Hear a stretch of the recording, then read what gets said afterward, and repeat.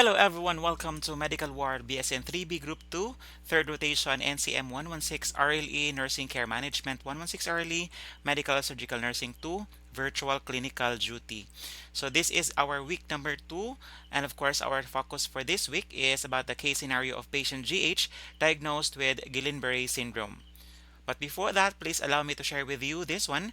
I am here for you. It's literally my life's work to help you grow.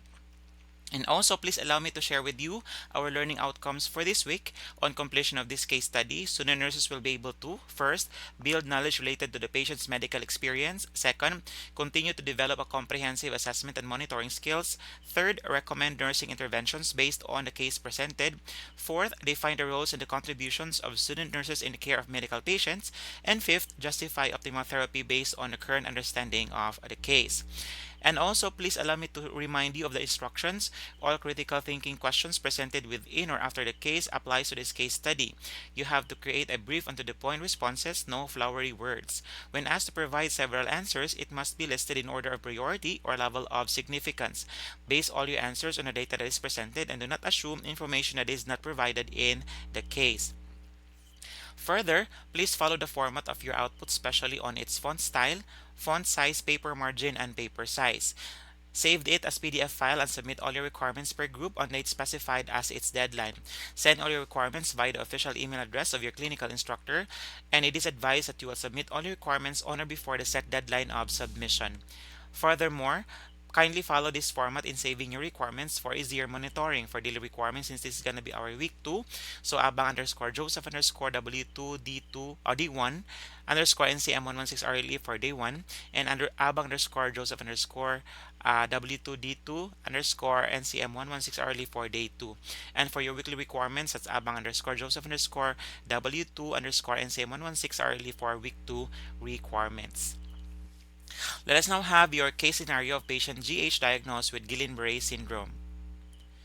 Case history.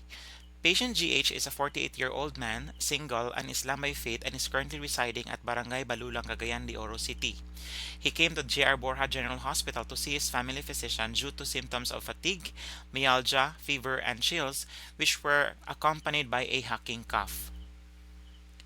Patient GH's medical history revealed a Guillain-Barre syndrome, which was diagnosed few years ago. Upon his appointment in the hospital, his vital signs are as follows: blood pressure of 150 over 110 millimeters mercury, pulse of 60 beats per minute, respiratory rate of 28 cycles per minute, and temperature of 38.5 degrees Celsius. During patient GH's visit to his family physician, he was diagnosed of having viral influenza. His physician decided to admit patient GH to manage his current condition, thus complications can be prevented. Few days after his admission, he developed bilateral weakness, numbness, and tingling of his lower extremities, which rapidly progressed into his upper body. These observations were promptly reported to his attending physician, and his family doctor conducted a validation assessment of patient GH. Later on, his physician decided to put on patient GH on an endotracheal intubation and mechanical ventilation for support, since his condition worsens and made him totally paralyzed. Patient GH spent 1 month in the hospital for his case management. He underwent a tracheotomy before being transferred to the medical floor, where he spent several weeks. He was treated with pneumonia while hospitalized in the medical floor with the following drugs ordered: Cipro or ciprofloxacin 500 mg IVTT every 12 hours, Relenza or Yarsenamivir 2 puffs BID for 5 days, 0.5 ml per kilogram gamma globulin IVTT every 2 weeks. His physician made the following additional orders for patient GH: suction secretions PRN, chest physiotherapy PRN, plasmapheresis when able to provide the fees needed. He reinforced the importance of the management of patient GH condition to his significant others in the unit. His pneumonia resolved before transfer to a skilled care facility 2 days ago for further rehabilitation and continued ventilatory support for continued neuromuscular respiratory paralysis associated with the GBS. You were able to impart the discharge teachings to patient GH's significant others prior to his transfer to the rehabilitation center. Let us now have the high 5 critical thinking questions. Number 1. What are the overall goals of nursing care for patient GH at this time?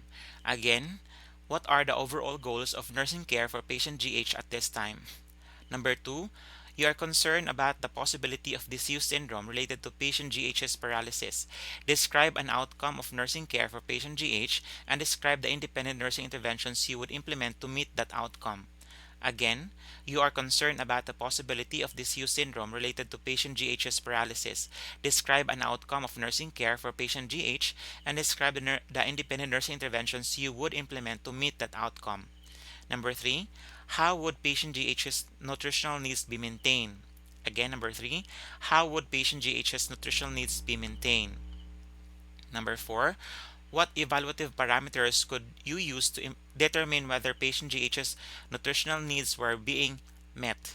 Number four, what evaluative parameters could you use to determine whether patient GH's nutritional needs were being met? Number five, what interventions can you implement to decrease patient GH's fear and anxiety?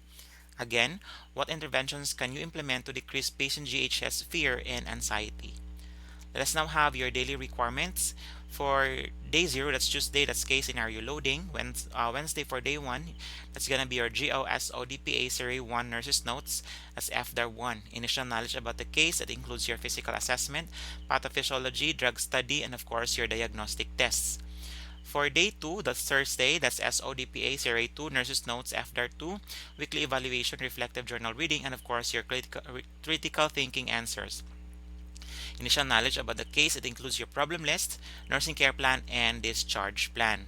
For weekly requirements, of course, you know this one already, your introduction, nursing health history, physical assessment, anatomy and physiology, pathophysiology, diagnostic tests, drug study, problem list, nursing care plan, discharge plan, learning outcome, and of course your references. That has to be on an APA style.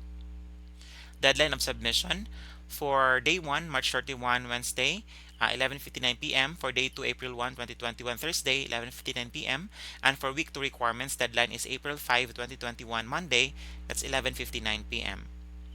We are all on our own journey, but in this class, we all need one another and will help one another grow. These are my contact details, my email address, and of course my phone number and other social media accounts. This has been Joseph Bahian Abang at your service to make your best even better. To God be all the glory.